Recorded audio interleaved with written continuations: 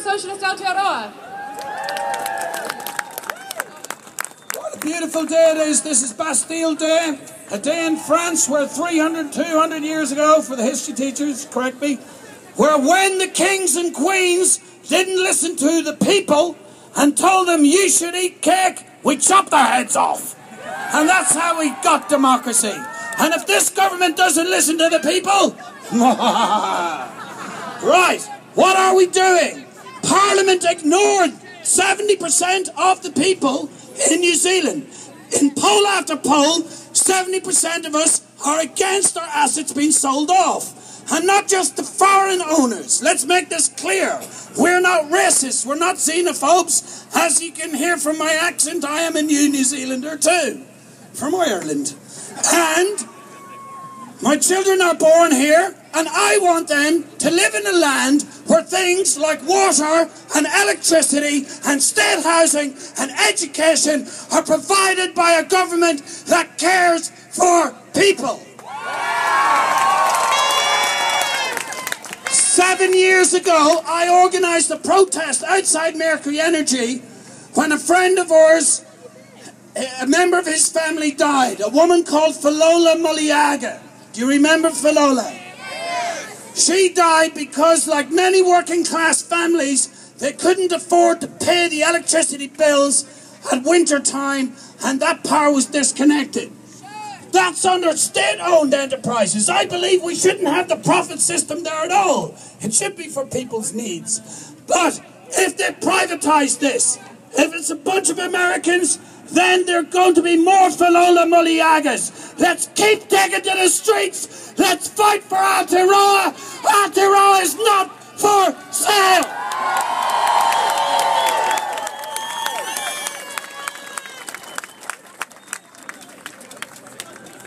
Okay, now I'd like to call upon Jay Bentley from the student movement. Come on in here for the students!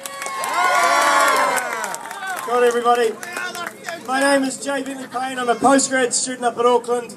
I work 2 jobs to support my studies, and I still owe the government more than $70,000, and I'm one of the lucky ones. The reason I study is I believe in finding a way out of the miserable situation that we find ourselves in today.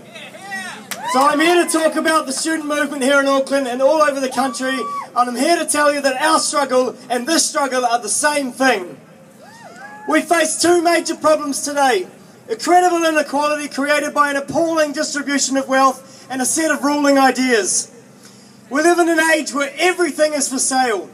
Our world is one in which gambling other people's savings is rewarded with massive bonuses, and yet toiling for the profit of others is rewarded with a lifetime of debt. And this has been happening for too long.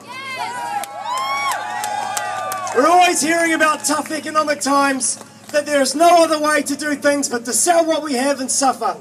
But make no mistake, austerity is an alibi for the real problem.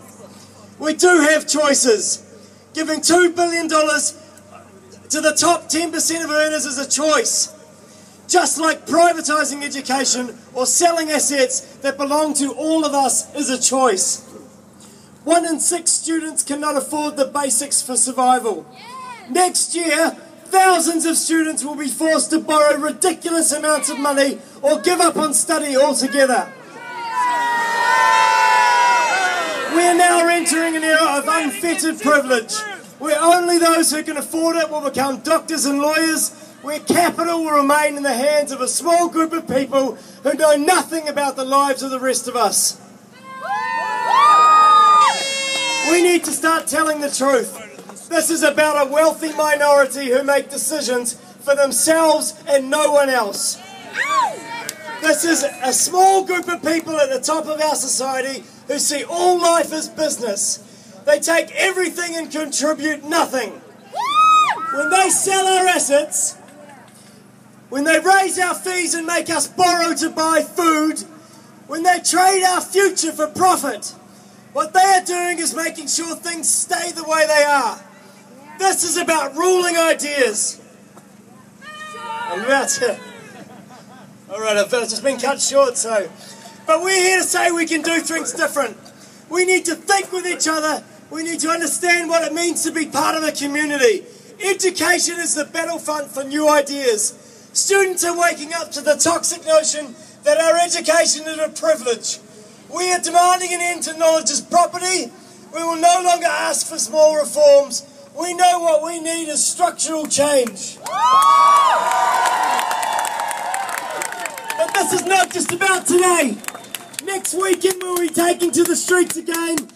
We'll invite you to join us at Britomart at 1 p.m, where we're going to show there is another way and tell the truth about our situation. Students are saying no more cuts, no more thinking of education as private investment, no more theft of our assets, no more people growing up in poverty and then growing old in debt. Education is not for sale, Aotearoa is not for sale. We'll see you in the streets next weekend, next Saturday, 1 p.m. at Britomart. Awesome. Now we have a couple of women here who are residents of Glen Innes, and they are fighting the asset sales on the front line. They are fighting the state-owned assets of their homes on the front line. So give it up for Sue and Yvonne. Kia ora, guess what, John Keys? We found your nose firmly planted in overseas investors' business. Come back to New Zealand and face the people. You can't serve two masters. You can't serve the greedy and you can't serve the asset sell-off. You have to serve your people, lest you forget who fought for this country, lest you forget who fought the war. At the end of the day, a house is only a house when it becomes a home, when people live in it. And guess what? We need Housing New Zealand people. We need New Zealand, Housing New Zealand homes, because we're the ones that make it tick. You forgot, John Keys. You forgot the hand that brought you up in one. You forgot Paula Bennett, the hand that raised you.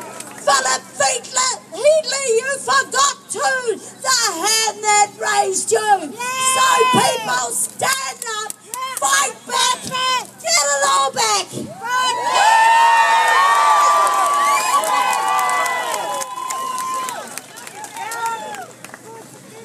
The asset sales have already started.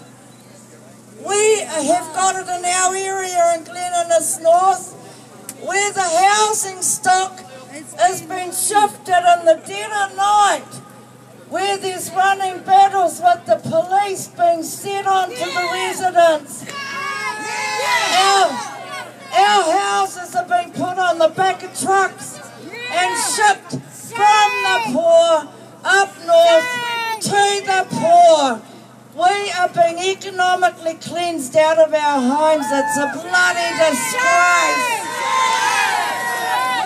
We're standing up and fighting back. Fight back! Fight back, that's right. That's all we've got left.